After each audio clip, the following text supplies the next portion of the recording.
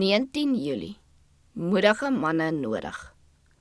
Ons het meer Calebs en Joshua's nodig. Toe het Caleb die volk stilgemaak teenoor Moses en gesê, laat ons gerus optrek en dit in besit neem, want ons kan dit sekerlik oorweldig. Numeri 13 vers 30. Die derde engel vlieg in die middel van die lug en verkondig die gebooie van God en die geloof in Jesus. Dit stel die werk voor wat in hierdie laaste dae gedoen moet word. Die boodskap verloor niks van sy krag in die vlug nie. Johannes sien dat die werk in krag toeneem totdat die hele aarde met die heerlikheid van God gevul is. Die boodskap, vrees God en onderhou sy gebooie, want die uur van sy oordeel het gekom, moet met 'n luid stem verkondig word. Mense moet die werk van God met groot ywer en krag voorsit.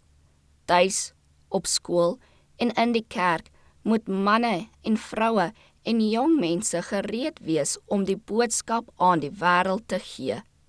Nou het ons Calebs en Joshua's nodig. Daar is behoefte aan sterk, toegewyde, selfopofferende jong manne en jong dames wat hulle aanbied.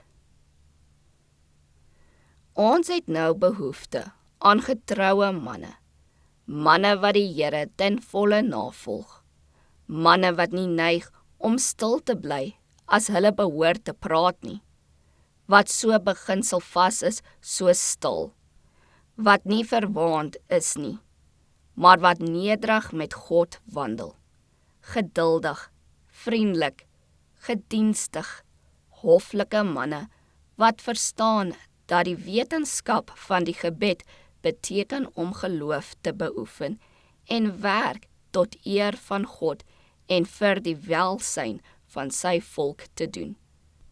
Om Jesus te volg, vereis eerstens heelhartige bekering en 'n herhaling van hierdie bekering elke dag. Dit was Caleb se geloof in God, wat hom moed gegee het, wat hom van die vrees vir die mens bewaar het, en wat hom in staat gestel het om dapper en onwrikbaar te staan vir wat reg is. Deur op dieselfde mag te vertrou, die magtige aanvoerder van die leermagte van die hemel, kan elke ware stryer van die kruis krag en moed ontvang, om skynbaar onoorkomlike struikelblokke te oorwin.